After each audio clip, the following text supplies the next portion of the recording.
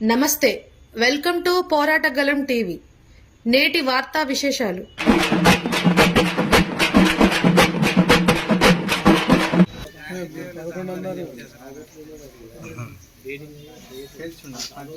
మన రాజ్యాంగంలో పొందుపరిచిన దాని ప్రకారం మన వ్యవస్థ 5 అంచెల వ్యవస్థ.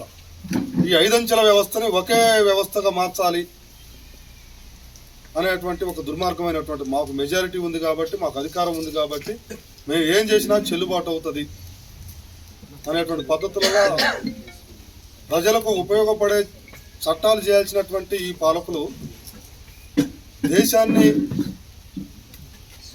ఏం చేయాలి, ఏం చేస్తే ఒక మతోన్మాద భావజాలంలో ఆ చట్టంలో ఈ దేశం ఇరుక్కొని ఉంటుంది, ఈ ప్రజలందరినీ కూడా ఒక భ్రమంలో ముంచి, లేదా ఈ దేశంలో ప్రశ్నించేటువంటి శక్తులు, అభ్యుదయ శక్తులు, కమ్యూనిస్టు శక్తులు, వీళ్ళందరినీ కూడా ఏ విధంగా నిర్మూలించేటువంటి దాంట్లో కొన్ని కుట్రలు. అంతేకాకుండా ఈ దేశంలో అనేక పార్టీలు ఉన్నాయి, రాజకీయ పార్టీలు, ప్రాంతీయ పార్టీలు ఉన్నాయి. ఈ పార్టీల మొత్తాన్ని కూడా నిర్వీర్యం చేయాలి, నిర్మూలించాలి. జాతీయ పార్టీలు 1-2 పార్టీలే ఉండాలి. ఆ 1-2 పార్టీలలో ఇవాళ మతం పేరుతో ఉన్నటువంటి బీజేపీ ప్రభుత్వమే అధికారంలో ఉండాలి. రాబోయే కాలంలో అవసరమైతే అసలు ఎన్నికలను కూడా ఎత్తేసేటువంటి కార్యక్రమం కూడా తీసుకోవాలి. మళ్ళీ ఒక మనువాద భావజాలాన్ని తీసుకొచ్చి, ఒక రాజరికపు వ్యవస్థను తీసుకొచ్చి, నేను ఇంతకుముందే పార్లమెంటు ప్రారంభోత్సవం సందర్భంగా ఒక ఖడ్గాన్ని తీసుకొచ్చిండు, ఒక రాజముద్రని. అంటే ఈయన రాజుగా ప్రకటించుకునేటువంటి ప్రయత్నాలని కొనసాగిస్తున్నాడు. దాన్ని అడ్డుకునేటువంటి శక్తులు ఈ దేశంలో అనేకం ఉన్నాయి. ఆ శక్తులను నిర్మూలించాలి. ఈ కొన్ని లక్ష్యాలు ఉన్నాయి. దీంట్లో భాగంగానే జమిలీ ఎన్నికలు అనేటువంటి దాన్ని తీసుకొచ్చి మొన్న పార్లమెంట్లో బిల్లు పెట్టి ఆమోదింపజేసుకునేటువంటిది చేశారు. ఇప్పుడు రాజ్యసభలో కూడా దాన్ని ఆమోదించడం కోసం కొన్ని ప్రయత్నాలు చేస్తూ ఉన్నారు. దీన్ని మనం ఒక ప్రజాస్వామిక శక్తులుగా మనం ఏ విధంగా చూడాలి? ఇప్పుడు సిపిఐఎంఎల్ న్యూ డెమోక్రసీ పార్టీ అయితే అసలు ఎన్నికల విధానానికే వ్యతిరేకమైనటువంటిది. అయినా కానీ ఒక దేశ ప్రజాస్వామ్య వ్యవస్థని, ఆ ప్రజాస్వామ్య వ్యవస్థని కూలీ చేస్తున్నటువంటి పరిస్థితులలో, లేదా దాన్ని తాకట్టు పెడుతున్నటువంటి పరిస్థితులలో, లేదా దాన్ని నిర్మూలించేటువంటి కుట్రలు చేస్తున్నటువంటి పరిస్థితులలో ఒక ప్రజాస్వామిక శక్తులుగా మనం దాన్ని ఏ విధంగా చూడాలి? లేదా దానివల్ల ప్రయోజనాలు ఏమున్నాయి, నష్టాలు ఏమున్నాయి, ఈ దేశానికి కావాల్సింది ఏంది, ఈ దేశానికి నిజంగా జమిలీ ఎన్నికలు అవసరమా, జమిలీ ఎన్నికల వల్ల వచ్చేటువంటి లాభ నష్టాలు ఏంటి అనేది ఒక పరిశీలన చేయాలి. మనం అందరం కూడా దీని మీద ఒక తీర్మానం చేయాలి అనేటువంటి ఒక ప్రధానమైనటువంటి ఉద్దేశంతోనే ఈ రౌండ్ టేబుల్ సమావేశాన్ని ఏర్పాటు చేసినాం కామ్రేడ్స్. కాబట్టి ఈ మనకు వక్తలు కూడా చాలామంది ఉన్నారు. ఇంకా కొన్ని పార్టీలు, ఒకటి సిపిఎం పార్టీ వాళ్ళకు జిల్లా సభలు ఉండటం వల్ల రాలేకపోయినటువంటి పరిస్థితి. రెండవది, మేము కూడా దీని మీద స్పందించడం అనేది నిన్ననే దీన్ని తీసుకున్నటువంటి పరిస్థితి. అంటే అతి తక్కువ సమయంలో ఇంకా కొన్ని ప్రజాసంఘాలకు సంబంధించినటువంటి నాయకులు రావాల్సినటువంటి వాళ్ళు చాలామంది ఇంకా ఉన్నారు. కాకపోతే వాళ్ళకు సమాచారం ఇవ్వటం ఒకటి, రెండోది వాళ్ళ సమయం కూడా కొంత ఈరోజు వెసులుబాటు లేనటువంటి పరిస్థితి. ఈ రెండు కొన్ని కారణాలు ఉన్నాయి కాబట్టి అవి కూడా మీరు కొద్దిగా అర్థం చేసుకోవాలని చెప్పి, అయినా కానీ వచ్చినటువంటి వక్తలందరూ కూడా దీని మీద మాట్లాడాల్సినటువంటి ఉంటుంది. అందరూ కూడా దీన్ని సమయాన్ని సూటిగా, సమయభావాన్ని దృష్టిలో పెట్టుకొని సూటిగా ఏమి చేస్తే బాగుంటుంది, దీనివల్ల జరిగే నష్టాలేంటి, లాభాలేంటి, మనలాంటి శక్తులు ఎలాంటి నిర్ణయాలు చేయాలి అనేటువంటిది మనం ఈ రౌండ్ టేబుల్ సమావేశంలో తీర్మానం చేసుకోవాల్సినటువంటిది ఉంటుంది అని చెప్పి మీ అందరూ కూడా గుర్తు చేస్తూ, స్టేజ్ మీద ఉన్న పెద్దలు, వివిధ రాజకీయ పార్టీలు, ప్రజా సంఘాలు అందరూ కూడా సిపిఐ న్యూ డెమోక్రసీ ఖమ్మం జిల్లా కమిటీ తరఫున అభినందనలు తెలియజేస్తూ, ఈరోజు దేశం మొత్తం కూడా అట్టుడుతున్నటువంటి పరిస్థితిని అందరం చూస్తున్నాం. ఇవాళ టీవీలలో కానీ, మీడియా మొత్తం, లేదా పేపర్లకు సంబంధించింది కానీ, ఇవాళ అనేక సంవత్సరాల కళ ఏదైతే ఉందో మోడీ గారిది, దాన్ని అమలు చేసుకోవటానికి విశ్వ ప్రయత్నాలు చేస్తున్నాడు.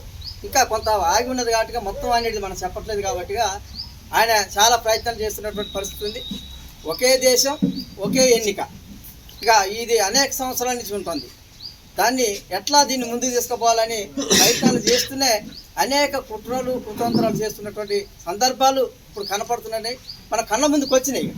ప్రకటన చేసిండు కాబట్టిగా, చర్చ జరిగింది కాబట్టిగా, ఆమోద ముద్ర వేసిండు, ఇంకో దానికి సిద్ధమవుతుంది కాబట్టిగా మనం మళ్ళీ చర్చించుకోవాల్సిన పరిస్థితికి ఈ జమిలీ ఎన్నికలు అవసరమా లేదా లాభమా నష్టమా? కొంతమంది నిన్న మొన్న మేము కొంచెం ప్రచారం చేస్తున్న సందర్భాల్లో అన్న మీకు ఎందుకన్నా మీరు ఎన్నికల్లో పాల్గొన్నారు కదా, లేదా మీకు అంత తొందర ఎందుకు అనే పద్ధతిలో కూడా కొన్ని మాట్లాడుతున్నటువంటి వాళ్ళు మనకు కనపడతా ఉన్నారు. లాభం ఎంత నష్టం ఎంత మీరు ఇంకా చర్చించలేదంటే ఇంకా కాలేదు కదా, మీరు అప్పుడే స్పందిస్తున్నటువంటి వాళ్ళు కూడా ఇవాళ మాట్లాడుతున్నటువంటిది ఉంది. అందుకనే ఇది ఎంత లాభం ఎంత నష్టం అనేది మనం చర్చించుకోవాలి, ప్రధానంగా దీని మీద మాట్లాడుకోవాలి. అన్ని రాజకీయ పార్టీలని ఆహ్వానించి వాళ్ళతోటి కూడా చర్చలు జరపాలి. దీని మీద ఒక కార్యక్రమం తీసుకొని ఈ మోడీ యొక్క విధానాలని, ప్రజా వ్యతిరేక విధానాలని లేదా చీకటి విధానాలను కూడా ముందుకు తీసుకొస్తున్నటువంటి క్రమం ఉంది కాబట్టిగా దీన్ని వ్యతిరేకిస్తుంది సిపిఎం న్యూ డెమోక్రసీ.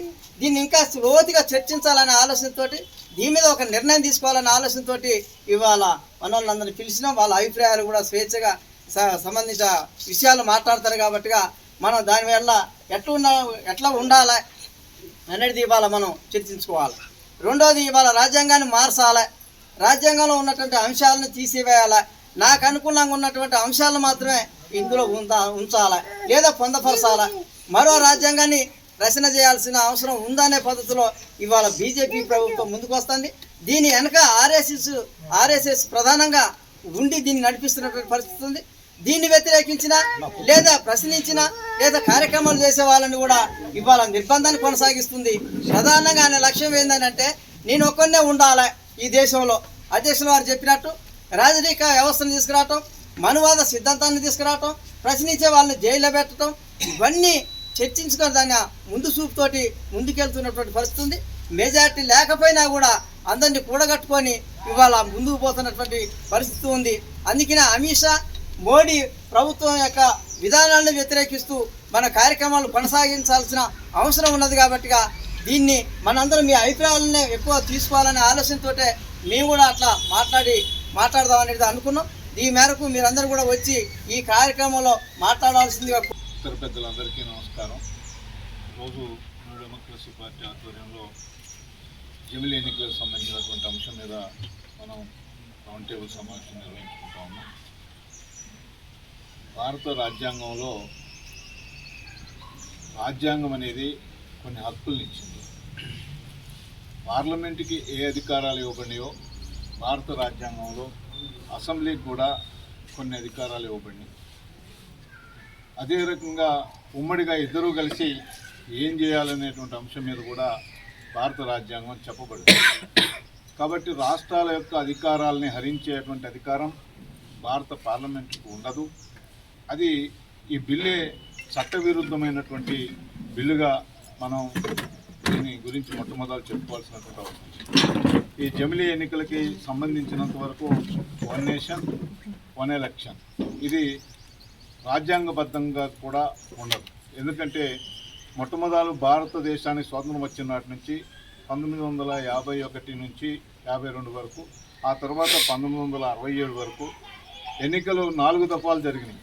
ఈ ఎన్నికలు జమిలీ ఎన్నికలకినే జరిగినాయి. దానివలన అదనపు ప్రయోజనం వచ్చింది లేదు. ఆ తర్వాత సంకీర్ణ ప్రభుత్వాలు వచ్చిన తర్వాత పార్లమెంటు కూడా అనేక మార్లు రద్దయింది.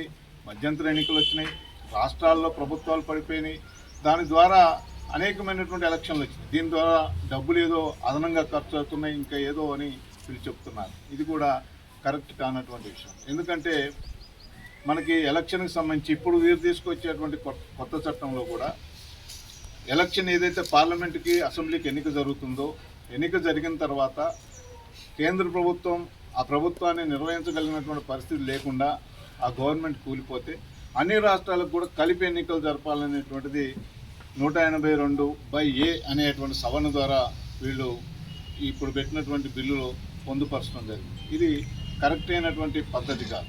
ఎందుకంటే కేంద్ర గవర్నమెంట్ ఒక్కటి ఫెయిల్ అయితే 27 రాష్ట్రాల్లో ఉన్నటువంటి ప్రభుత్వాలను రద్దు చేసి మళ్ళీ ఎన్నికలకు పోవడం అనేది ఖర్చు లేకుండా జరిగే పని కానీ కాదు. అలాగనే ఈ యొక్క బిల్లుని పార్లమెంటు లోక్సభకి తీసుకొచ్చారు.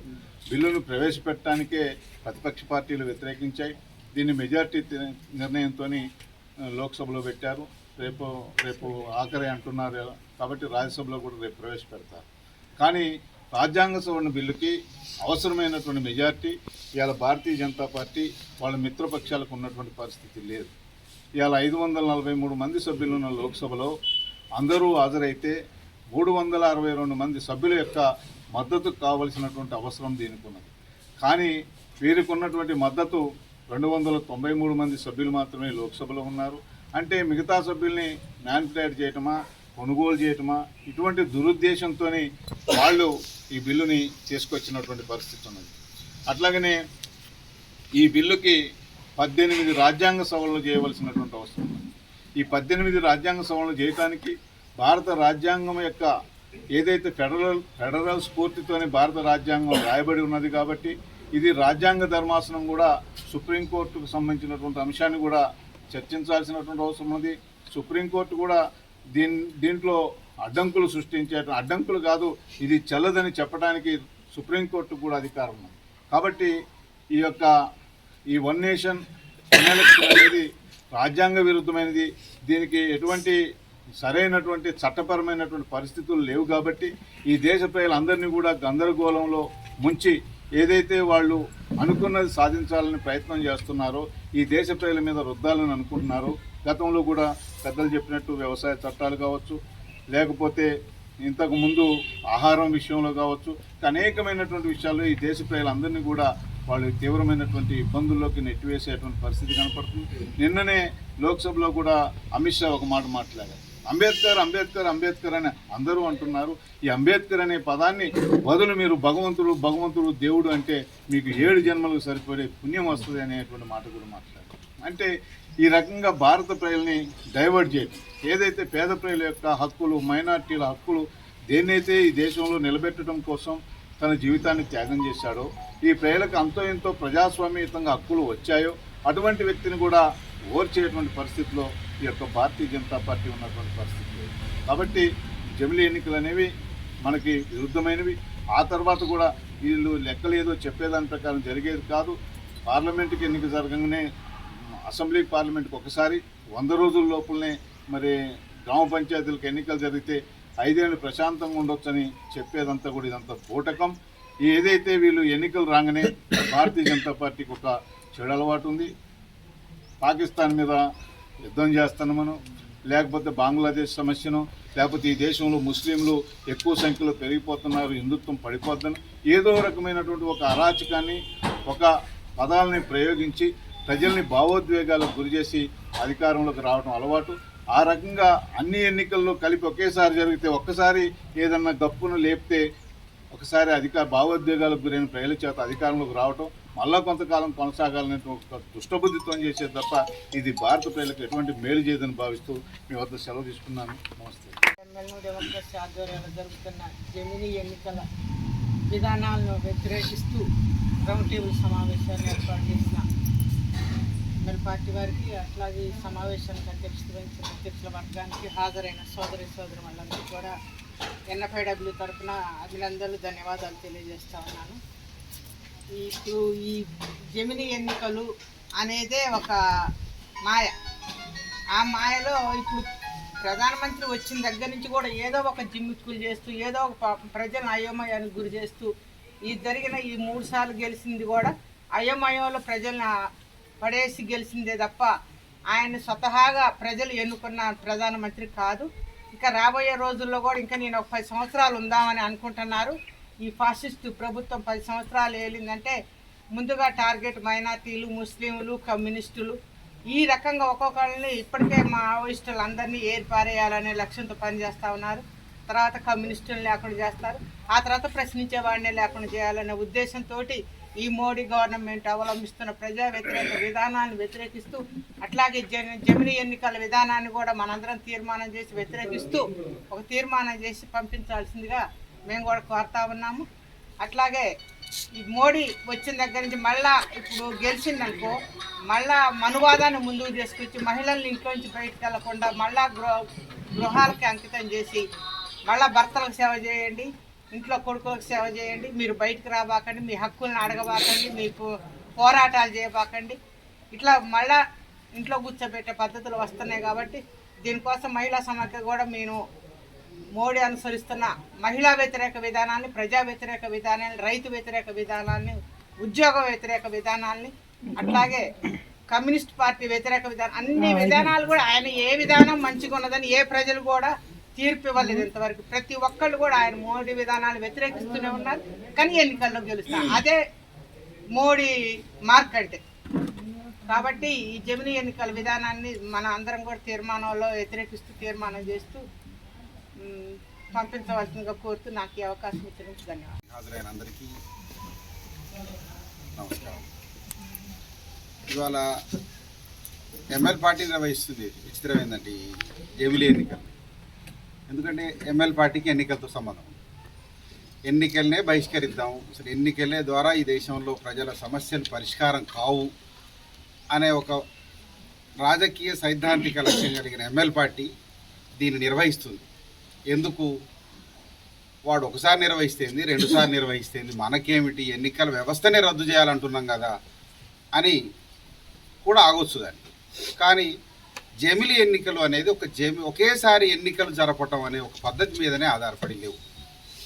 ఇవాళ బీజేపీ తీసుకొస్తున్న ఈ జమిలీ ఒకేసారి ఎన్నికలు వాడు చాలామందికి ప్రజలకు, మామూలు వాళ్లకు సమర్థించడానికి, ఆమోద ముద్ర వేయించుకోవడానికి, అంటే 2-3 సార్లు ఎన్నికలు, 4-5 సార్లు ఎన్నికలు, సంవత్సరం మొత్తంలో రకరకాల ఎన్నికలు, గ్రామ పంచాయతీ ఒకసారి, ఎమ్మెల్యే ఒకసారి, మండలాలు ఒకసారి, ఎంపీలు ఒకసారి, ఇట్లా ఎన్నికల చుట్టే మొత్తం ప్రజల సమయాన్ని, ప్రభుత్వాల పార్టీల సమయాన్ని మనం ఖర్చు పెడితే అభివృద్ధికి సంబంధించిన విషయంలో మనం ఒక సమయాన్ని కోల్పోతాం. కాబట్టి ఒకేసారి దేశవ్యాప్తంగా ఎన్నికలు నిర్వహించి ఇక మనం ఆ రోజు నుంచి అభివృద్ధి పదంలో ముందుకు పోవడానికి ప్రభుత్వాలు కార్యక్రమాలు రూపొందించుకుంటాయి అనే పద్ధతిలో ఇవాళ బీజేపీ వాళ్ళు మనకు ఎన్నికలు ఎందుకు ఒకేసారి నిర్వహించాలి అనేదని చెప్తున్నారు.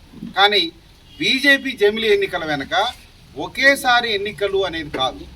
దాని లక్ష్యమే ఒకే దేశం, ఒకే భాష, ఒకే ఆచారాలు, ఒకే మతం, ఒకే ఎన్నికలు, ఒకే దేశానికి అధ్యక్షుడు.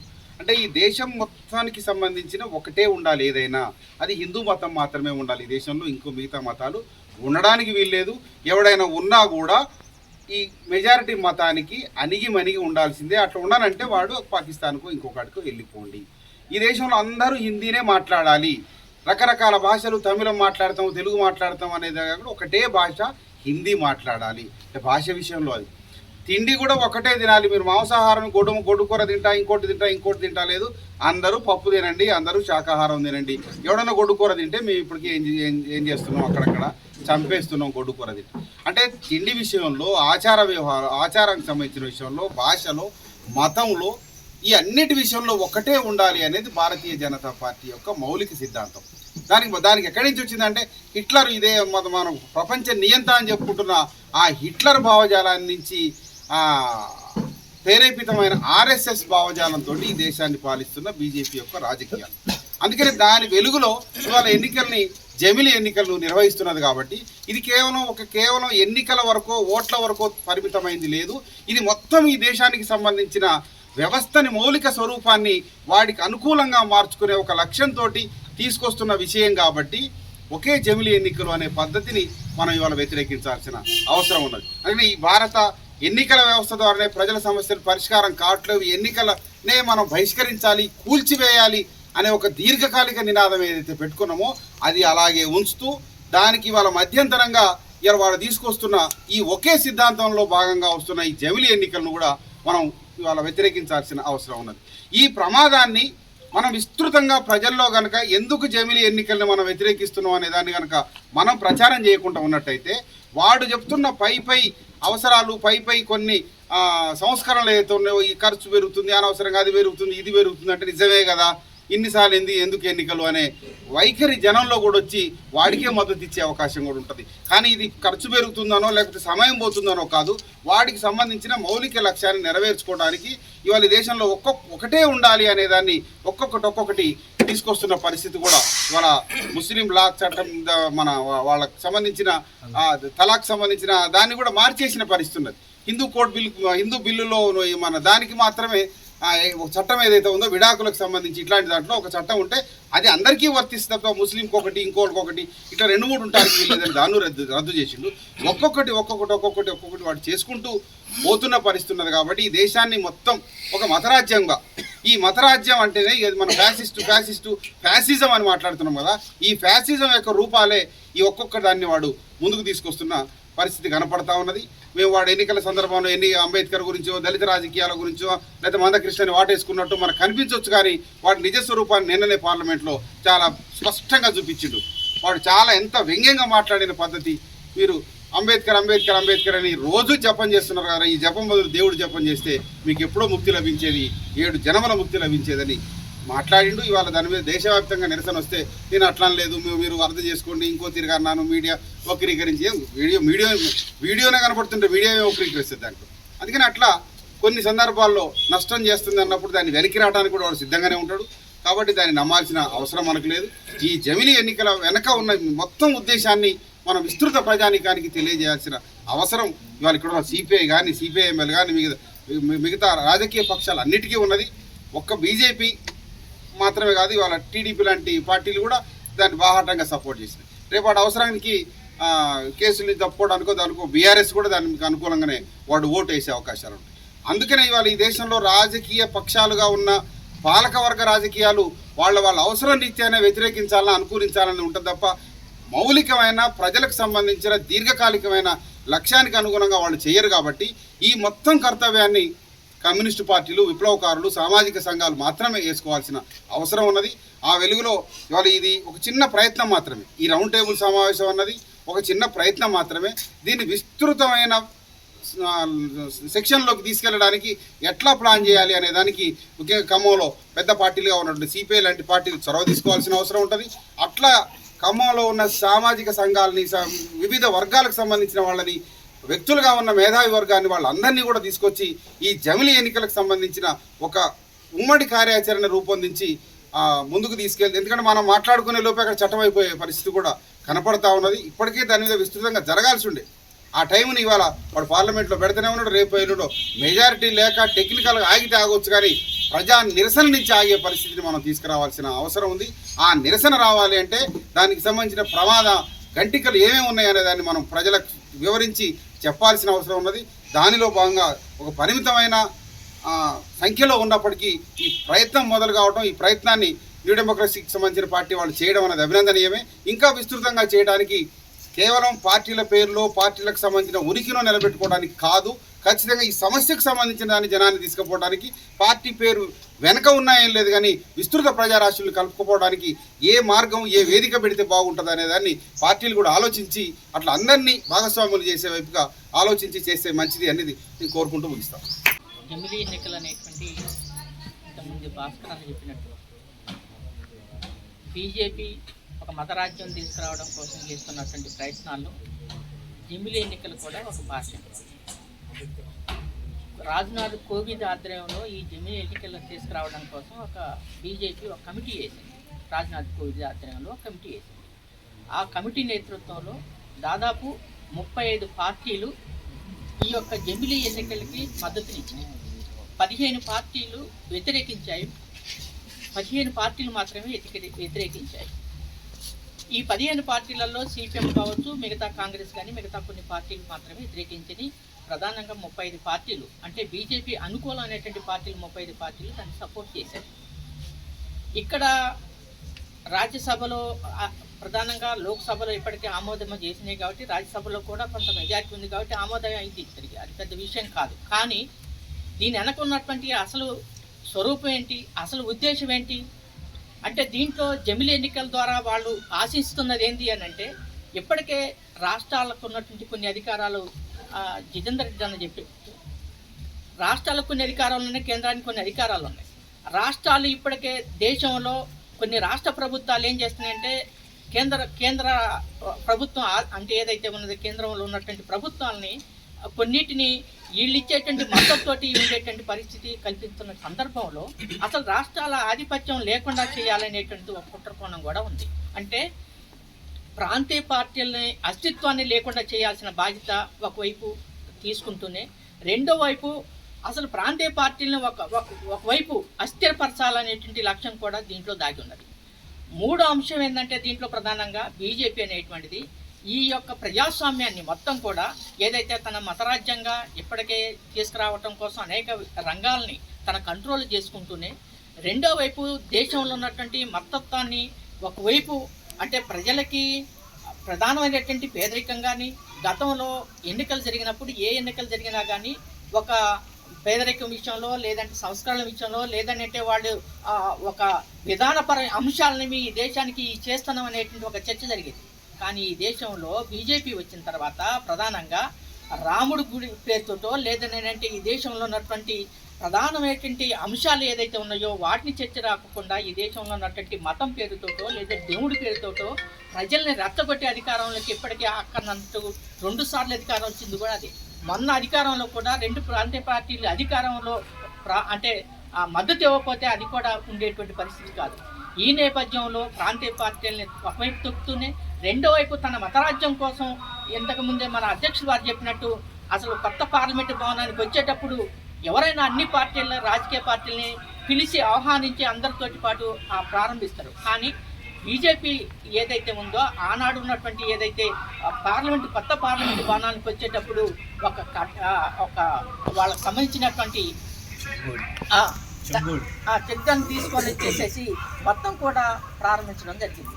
ఒక బాబాని ఒక అయ్యగారిని ఏమంటారు ఆయన్ని స్వామీజీని తీసుకొని వచ్చేసి పార్లమెంట్ని ప్రారంభించాడు. అంటే దీని అర్థం ఏంటి అంటే రేపు భవిష్యత్తులో రాబోయేది ఖచ్చితంగా మతరాజ్యమే. ఆ మతరాజ్యానికి అనుగుణంగా ఈ హిందూ రాజ్యాంగం చేసుకోవడం కోసం ఒక్కొక్క రంగాన్ని ఏదైతే తన కంట్రోల్ చేసుకుంటూ ఈరోజు ఏదైతే రాజ్యాంగంలో ఉన్నటువంటి అనేక అంశాలని తనకు అనుకూలంగా మలుచుకోవటం కోసం జమిలీ ఎన్నికలను కూడా తనకు అనుకూలంగా ఒకవైపు ప్రాంతీయ పార్టీలని ఒకవైపు లేకుండా చేయటం, అస్థిరపరచడం, రెండో వైపు దేశంలో ఒక పెద్ద పార్టీగా అవతరించి అది కూడా మతరాజ్యంగా హిందూ రాజ్యంగా తీసుకురావడం కోసం దీన్ని బీజేపీ తీసుకొస్తుంది.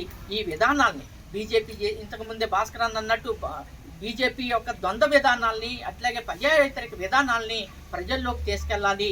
ఈ యొక్క ఎమ్మెల్యే ఎన్నికల వెనక ఉన్నటువంటి ఒక రహస్యాన్ని ప్రజలకు ఇప్పి చెప్పాల్సిన అవసరం మనకు అందరి మీద ఉంది. అది ప్రాంతీయ పార్టీలే కాదు, లేదంటే పార్టీలు ఏదైనా రాజకీయ పార్టీలతో పాటు ప్రధానంగా విప్లవ పార్టీలు ఇంకా కమ్యూనిస్టు పార్టీలు ఇంతకుముందే అక్కన్నట్టు మనల్ని లేకుండా ఫస్ట్ మావోయిస్టులు లేకుండా చేస్తున్నారు, రేపు కమ్యూనిస్టులు లేకుండా చేస్తారు, రేపు ఇంకా మిగతా వాళ్ళని ప్రశ్నించే వాళ్ళని లేకుండా చేస్తారు అన్నట్టు ఈ దేశంలో ప్రశ్నించే వాళ్ళని లేకుండా చేసేటువంటి ఒక వ్యవస్థని మత రాజ్యాన్ని తీసుకొచ్చేటువంటి ఒక కుట్ర కోణాన్ని మన ప్రజలకు ఇప్పి చెప్పాల్సిన అవసరం మన అందరి మీద ఉందని తెలియజేస్తూ ఆ వైపుగా ఏదైతే మనం చేసేటువంటి కృషిలో భాగంగా జర్నలిస్టుల వైపు నుంచి కూడా మేము కూడా మీ వైపు మద్దతు ఇస్తామని తెలియజేస్తూ ఈ అవకాశం మీ అందరికీ అభినందనలు తెలియజేస్తూ ముగిస్తున్నాను. ఈరోజు పార్లమెంట్లో చట్టాన్ని తీసుకురావడానికి నరేంద్ర మోడీ ప్రభుత్వం దుస్సాహసమైనటువంటి చర్యకి పాల్పడింది. జమిలీ ఎన్నికలంటే రాష్ట్రాలకి పార్లమెంటుకి అసెంబ్లీకి పార్లమెంటుకి ఒకేసారి ఎన్నికలు జరగాల, మళ్ళీ 5 ఏళ్ళ వరకు ఎన్నికల మాట ఎవరు మాట్లాడకూడదు అనేది ఆయన నరేంద్ర మోడీ ఉద్దేశం. చెప్తున్నాడు ప్రజలకి దీనివల్ల ఖర్చులు తగ్గుతాయని. ఖర్చులు ఇప్పుడు ఉన్న నరేంద్ర మోడీ ప్రభుత్వం ప్రజలకి కానీ ప్రభుత్వానికి కానీ ఆదా చేస్తున్నది ఏమీ లేదు. ప్రజల మీద భారం ఎక్కువ వేస్తున్నాడు. ప్రజాధనాన్ని ఎక్కువ ప్రజల నెత్తిన పుట్టికాయలేసి వసూలు చేస్తున్నాడు. ఆ డబ్బుని ఈ దేశంలో ఉన్న కార్పొరేట్ పెట్టుబడిదారులకి లక్షల కోట్ల రూపాయలు ఉదారంగా దానం చేస్తున్నారు. ఈయన 10 సంవత్సరాల పదవీ కాలంలో 20 లక్షల కోట్ల రూపాయలు ప్రజాధనాన్ని దుర్వినియోగం చేసి సంపన్న వర్గాలకి రాయితీలు ఇచ్చాడు. ఈయనేం పొదుపు చేశాడు? ఎవరు మాట్లాడాలంటే పొదుపు చేసేవాడు మాట్లాడాలి. ఈయన వాళ్ళు చేస్తున్న నరేంద్ర మోడీ చేస్తున్నదంతా నరేంద్ర మోడీ ప్రభుత్వ విధానమే ఒక దుబారా విధానం. అది కార్పొరేట్ పెట్టుబడిదారులకు ఇస్తూ ఉన్నాడు.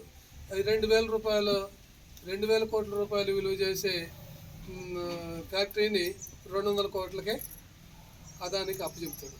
ఈ పోర్టులు కానీ విమానాశ్రయాలు కానీ బొగ్గు గనులు కానీ ఇట్లాగా అనేకం వాళ్ళు అదానికి అప్పచెప్పాడు. ఎట్లా ఇది కారు చౌకగా ఇచ్చాడు అంటే అది దుబారా కాదా? అంటే ఈ దేశంలో గతంలో ఏ పాలకులు చేయనంత దుబారా నరేంద్ర మోడీ ప్రభుత్వంలో జరిగింది. కాబట్టి ఎన్నికల ఖర్చు కోసం పొదుపు చేస్తున్నామనే నైతిక హక్కు, ఆ మాట మాట్లాడే హక్కు నరేంద్ర మోడీకి లేదు అని చెప్పేసి ఈ సందర్భంగా గమనించాల్సిన అవసరం ఉందని మేము దృష్టి చేస్తున్నాం. అదే సమయంలో అసెంబ్లీకి పార్లమెంట్కి ఒకేసారి తీసుకొస్తారు ఎన్నికలు. ఇది జరిగినాయి. ఇంతకుముందు రెడ్డి గారు చెప్పినట్లు 52లో ఒకేసారి జరిగినాయి, 57లో జరిగినాయి, 62లో జరిగింది, తర్వాత 71లో జరిగినాయి. తర్వాత ఏం జరిగింది? 77 ఎన్నికలు అయిన తర్వాత మళ్ళీ 80లో ఎన్నికలు వచ్చినాయి. 80లో ప్రభుత్వం పోతే మళ్ళీ 84లో ఎన్నికలు వచ్చినాయి, తర్వాత 89లో వచ్చినాయి. ఇట్లా మళ్ళీ ప్రభుత్వం పోతే మధ్యంతరంగానే వచ్చింది. అట్లాగా అనేక ఇక్కడే ఒక పార్లమెంట్కే కాదు అసెంబ్లీలో కూడా సరైన మెజారిటీ లేకపోవడం, లేదా అక్కడ వచ్చినటువంటి ఆ రాష్ట్ర రాజకీయాల్లో వచ్చేటువంటి మార్పులు, పాలకుల్లో వచ్చే మార్పులు, వీటన్నిటి రీత్యా ఒక రాష్ట్రంలో ప్రభుత్వం పడిపోద్ది. ఎన్నిక పెట్టడా? జమిలి ఎన్నికలు జరుపుతావు, మంచిదే. ఒక రాష్ట్రంలో బొటాబొట్టి వస్తుంది.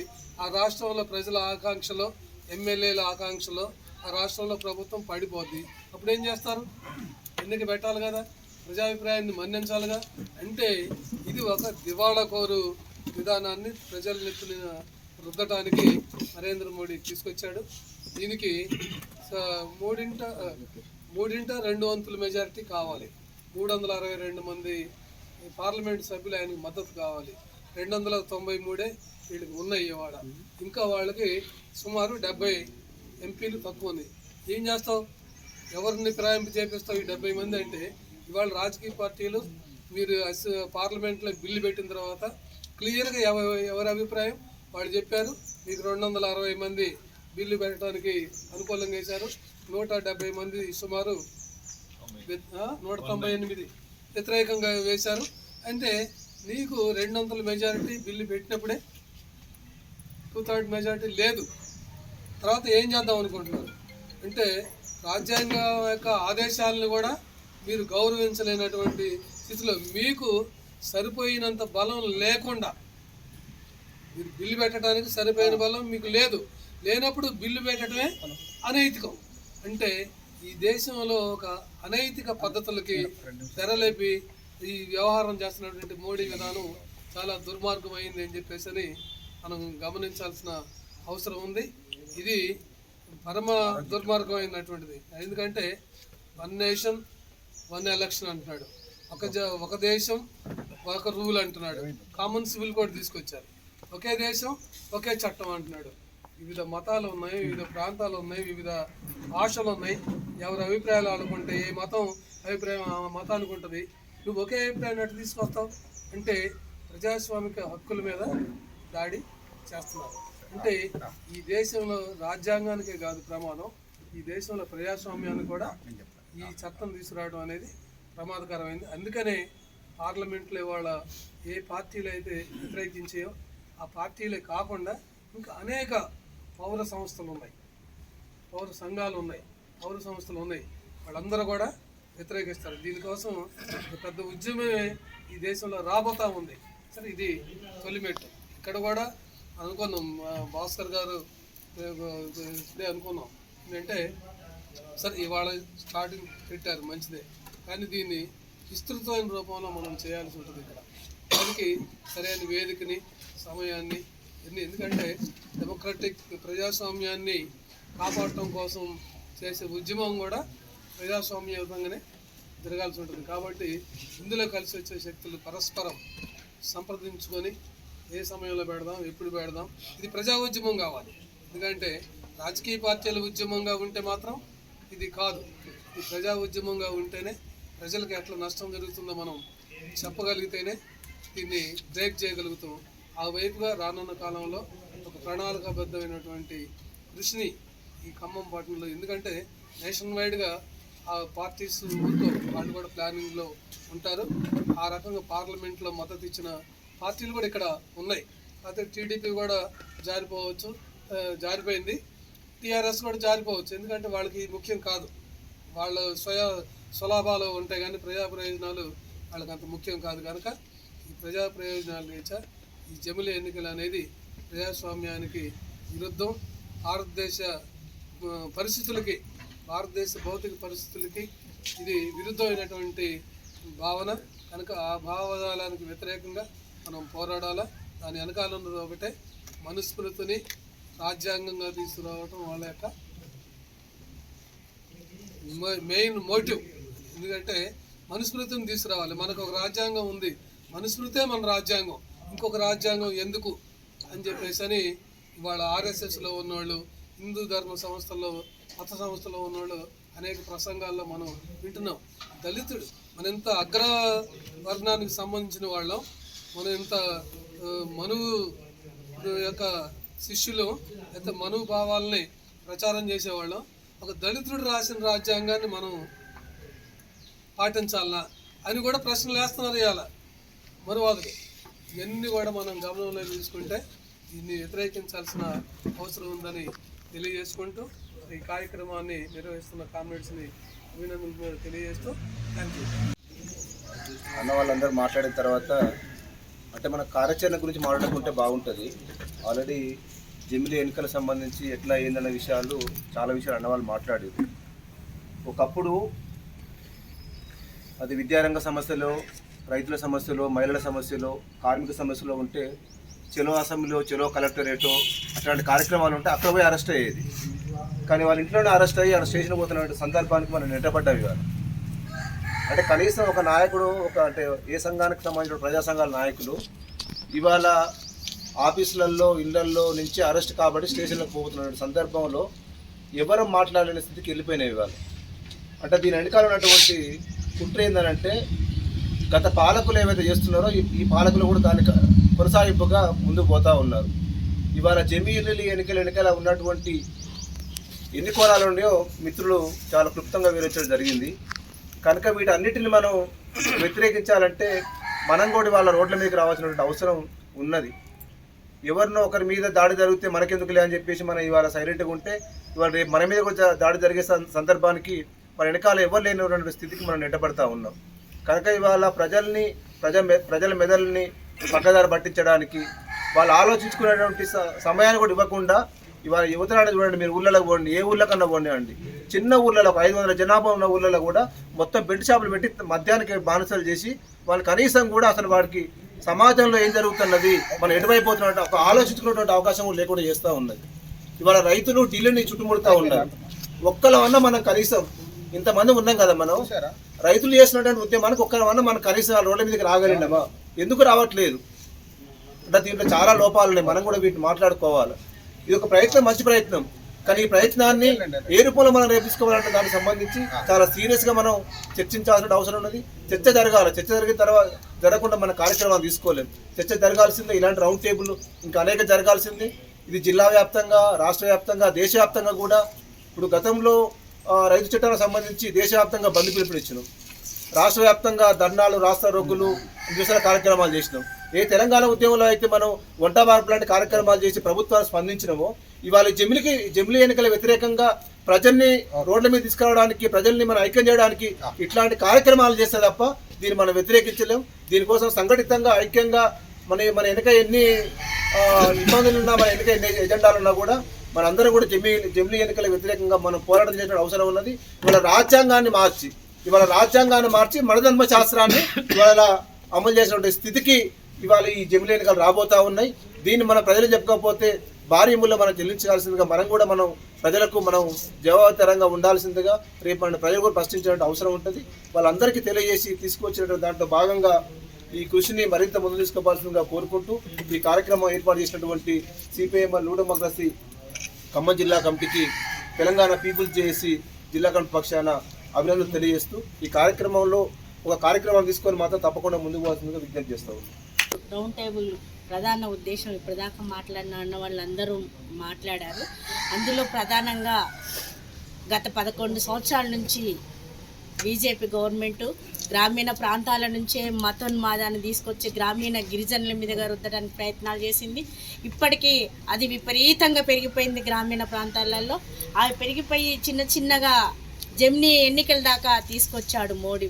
గతంలో మనం తెలంగాణ ఉద్యమం ఏ విధంగా అయితే చేశామో ఈ ఉద్యమాన్ని ఈ రౌండ్ టేబుల్ సమావేశం ద్వారానే ఉవ్వెత్తున లేసి కేంద్రం దాకా వెళ్ళి ఢిల్లీ నడిఒడ్డును మనం కార్యక్రమాలు చేస్తే రైతు దాని మీద ఎలా అయితే చేశామో ఈ ఉద్యమం కూడా అలా తీసుకొస్తేనే రేపు విద్యార్థులు చదువుకోవడానికి ఉన్న విద్యా సంస్థలను తీసివేసింది.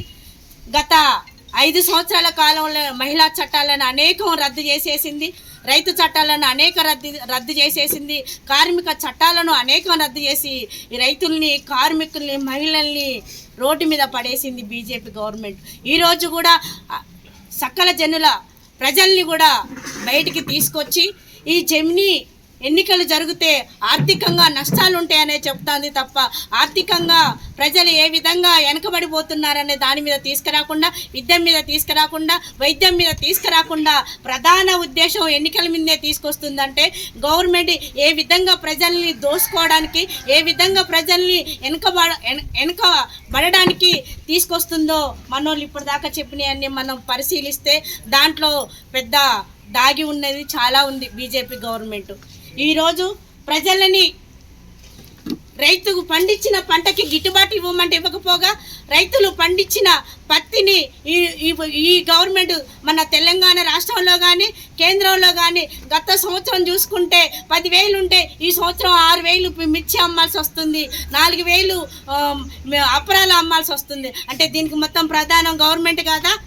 ఈ గవర్నమెంట్ రైతుల మీద పెట్టకుండా ప్రధాన ఉద్దేశం ఈ దేశానికి రైతే రాజు అన్న విధంగా తీసుకొస్తున్న మోడీ ఇవాళ ఈ దేశానికి నేనే రాజును కావాలి, ఒకేసారి ఎన్నికలు ఉండాలి, గ్రామ పంచాయతీ అయితే ఎంపీటీసీ, జడ్పీటీసీ, ఎమ్మెల్యే ఎన్నికలు మొత్తం ఒకేసారి అయితే దేశంలో ఇంకా నేను ఈ దేశాన్ని ఇంకా చాలా అభివృద్ధి చేస్తానంటాడు. ఈ ప్రజల్ని ఇంకా రోజు రోజుకి దిగజారి మధ్యతరగతి కుటుంబాలు, పేద కుటుంబాలు రోజు రోజుకు నడి రోడ్డున పడే విధంగా తీసుకొచ్చే గవర్నమెంట్ విధానంలో ఇదొక ప్రధాన ఉద్దేశం అనేది మేము భావిస్తూ ఉన్నాం. దీనికి మనం అందరం దశల వారీ కార్యక్రమం తీసుకొని చేసినప్పుడే దీన్ని పార్లమెంటులో ఇప్పటిదాకా పెట్టాలని ప్రయత్నం చేస్తున్నా. ఈ పెట్టనీయకుండా మనం ఈ రోజు నుంచే కార్యక్రమాలు చేపట్టి గ్రామీణ ప్రాంతాలలో దిష్టి బొమ్మల కార్యక్రమాలు కానీ మిగతా కార్యక్రమాలు మన పార్టీ దశల వారి కార్యక్రమాలు ఇస్తే ఆ కార్యక్రమాల్లో మనం అందరం పాల్గొని దీన్ని విజయవంతం చేసి దీన్ని అమలు చేయకుండా రద్దు చేసే విధంగా మన అందరి ప్రయత్నాలు ఆ వైపు నుంచి కొనసాగుతాయని నేను భావిస్తాను. ఈ అవకాశం ఉందని సమాచారం ఇచ్చినాం. ఇవ్వగానే 24 గంటలనే స్పందించి వచ్చినటువంటి వివిధ రాజకీయ పార్టీలు, అదేవిధంగా మహిళా సంఘాలు, ప్రజా సంఘాలకు అందరికీ కూడా పేరు పేరున ఐఎఫ్టీ భారత కార్మిక సంఘాల తరఫున విప్లవ అభినందనలు తెలియజేస్తూ ఈ నిన్నటి నుంచి మొన్నటి నుంచి కూడా ఒకటే చర్చ నడుస్తూ ఉంది. టీవీ పెట్టినా కూడా ఫేస్బుక్లో, వాట్సాప్లో కూడా జమిలీ ఎన్నికల గురించి. ఇదే విధంగా ఒకటి బీజేపీ లక్ష్యంగా ఒక లక్ష్యం పెట్టుకొని అదేంటంటే మావోయిస్టులోని నక్సల్స్ని ఈ ప్రాంతంలో ఈ తెలంగాణ ప్రాంతం కావచ్చు ఈ ఇండియాలోనే లేకుండా చేయాలనే కంకణం కట్టుకొని 2026 మార్చి కల్లా అసలు మావోయిస్టులను అంతం చేస్తామని చెప్పేసి మోడీ, అమిత్ షాలు ప్రకటించిన పరిస్థితి కూడా ఉంది. అదేవిధంగా ఈ జమిలీ ఎలక్షన్లను కూడా వాళ్ళు ఎట్టి పరిస్థితుల్లో నిన్న పార్లమెంట్లో ఆమోదించుకున్నారు, రేపు రాజ్యసభలో కూడా ఆమోదించుకోబోతున్నారు. అదేవిధంగా మనం చేయాల్సిన కార్యక్రమం మలిదశ తెలంగాణ ఉద్యమంలో ఏ విధంగా అయితే మనం పొయ్యి ముద్ద ముట్టొద్దు, పొయ్యి ముట్టొద్దు అని చెప్పేసి కార్యక్రమాన్ని కూడా తీసుకొని అందరం కూడా రోడ్ల మీదకి వచ్చి ఆనాడు ఏ విధంగా అయితే రాజకీయ పార్టీల ప్రోద్బలంతో అంతా కూడా తెలంగాణ రాష్ట్రం ఊవెత్తున ఉద్యమాలు వచ్చాయి.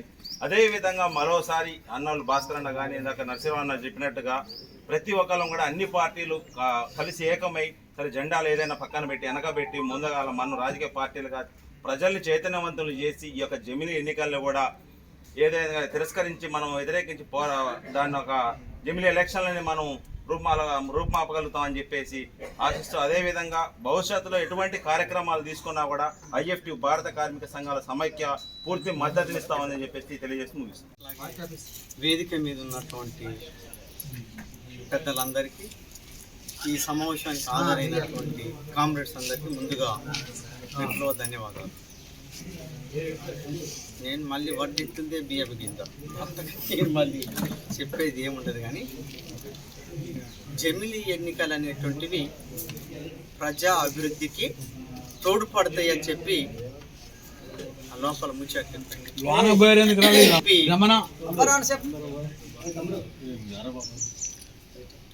ఈ జమిలీ ఎన్నికలతోటి దేశం అభివృద్ధి వైపు ప్రయాణిస్తుంది, అభివృద్ధికి నాంది పలుకుతుంది అని చెప్పి బీజేపీ వాదన, మోడీ వాదన. అది ప్రజాభివృద్ధికి ఆటంకపరుస్తుంది, ప్రజాభివృద్ధికి నష్టకరంగా ఉంటుంది, ప్రజాస్వామ్యాన్ని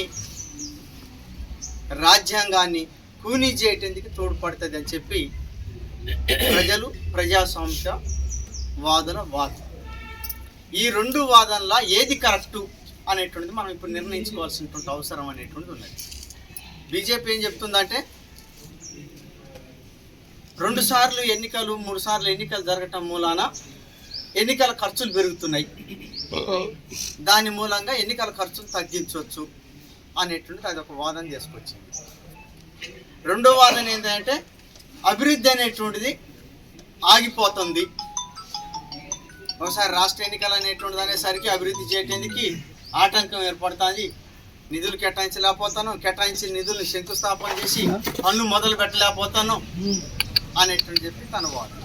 ఈ వాదనలో ఏమైనా ఏతు పద్ధతి ఉన్నదా అనేటువంటి మనం ఆలోచించాలి. ఆ వాదనలో ఏమాత్రం కూడా ఏతు పద్ధతి అనేటువంటిది లేదు అనేటువంటి చెప్పి మనం చెప్తున్నాం. ఆ వివరాలు అన్నింటిలోకి పోతే చాలా టైం పడుతుంది.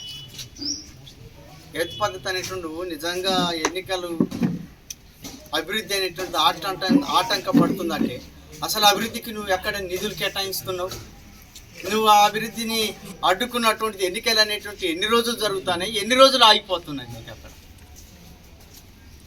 తాడి చెట్టు ఎందుకు ఎక్కినవారంటే దూడ గడ్డి కోసం అని చెప్పినారు. అట్లా బీజేపీ వాదన అనేది, అందులో వాస్తవాలు లేవు అనేటువంటిది మనం చెప్పదలుచుకున్నది. అది నియంత పరిపాలన చేయటానికి తోడ్పడుతుంది.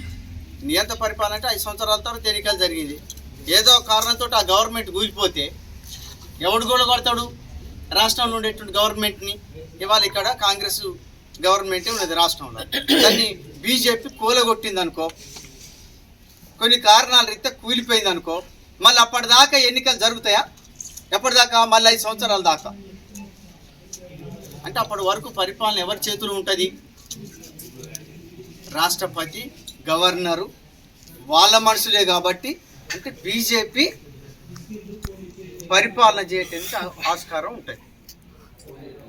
అంటే ఇది తను ఒకే దేశం, ఈ దేశంలో ఒకే ప్రభుత్వం, ఆ ఒక ప్రభుత్వం మతోన్మాద బీజేపీ ప్రభుత్వమే ఉండాలి తప్ప మరొకటి ఎవడు అధికారంలో ఉండటానికి ప్రతిపక్షాలకి అవకాశం లేకుండా, ప్రజాస్వామ్య శక్తులకు అవకాశం లేకుండా పరిపాలన కొనసాగించాలనేటువంటి ఉద్దేశంతో. ఈ ఉద్దేశం దేనికి తోడ్పడుతుందిగా? రేపటి నుంచి తన ఇష్టానుసారంగా దేశంలో ఎట్లాంటి దోపిడీ చేయటానికి కావాల్సినటువంటి ఒక పార్లమెంట్లో కావచ్చు, అసెంబ్లీలో కావచ్చు, ఎట్లాంటి నిర్ణయాలు తీసుకున్నా ఆ నిర్ణయాలకు వ్యతిరేకంగా ఇక ఏ ప్రభుత్వం మాట్లాడకుండా ఉండటానికి ఉపయోగపడేటువంటి విధంగా అది వ్యవహరించేటువంటి ఒక పరిస్థితి అనేటువంటి ఉందన్నమాట. దానికోసం ఇది చాలా ప్రమాదకరమైనటువంటి ఒక ధోరణి. ఈ ధోరణిని మనం వ్యతిరేకించాలి. ఇది అభివృద్ధికి ఆటంకమైనటువంటిది. ఇది మొత్తం ప్రజలకి, ప్రజాస్వామ్యవాదులకి వ్యతిరేకమైనటువంటిది. మొత్తంగానే మన ప్రజాస్వామ్యాన్ని, మన రాజ్యాంగాన్ని కూనీ చేసేటువంటిది. కాబట్టి దీన్ని వ్యతిరేకించండి అని చెప్పి సిపిఎంఎల్ న్యూ డెమోక్రసీ పార్టీది ఎన్నికల పందా కాకపోయినా ప్రజాస్వామ్యాన్ని, రాజ్యాంగాన్ని కూనీ చేస్తుంది. కాబట్టి దీన్ని వ్యతిరేకించడానికి ప్రజల్ని చైతన్యపరిచేటువంటి ఒక దాంట్లో భాగంగా, ప్రజాస్వామికవాదులు అందరూ ఆలోచించేటువంటి ఒక దాంట్లో భాగంగా ఈ ప్రోగ్రాంని మేము తీసుకున్నాం. దీంట్లో కలిసి వచ్చేటువంటి ఒక శక్తులు అందరూ కలిసి ఏదైనా ఒక నిర్ణయం తీసుకుందామని అంటే దానికి వ్యతిరేకమైనటువంటి ఒక ఉద్యమం చేయడానికి న్యూ డెమోక్రసీ పార్టీ ఏ రకమైనటువంటి పాత్ర అయినా పోషించడానికి వెళ్ళవేళలా సిద్ధంగా ఉంటుంది అనేటువంటి ఒక విషయాన్ని తెలియజేయడం కోసం ఈ సమావేశాన్ని ఏర్పాటు చేసింది. ఒక జమిలి ఎన్నికలేనా, ఇంకోటి దాని పక్కనే నినాదం ఉంది, తన ఫాసిస్టు ధోరణులు అనేటువంటివి దేశంలో కొనసాగించేటువంటి ఒక దాంట్లో భాగంగానే ఈ జమిలి ఎన్నికలు కూడా తీసుకొస్తుంది. ఫాసిస్టు పరిపాలన, ఫాసిస్టు విధానాలు అనేటువంటివి ముందుకు తీసుకొస్తుంది.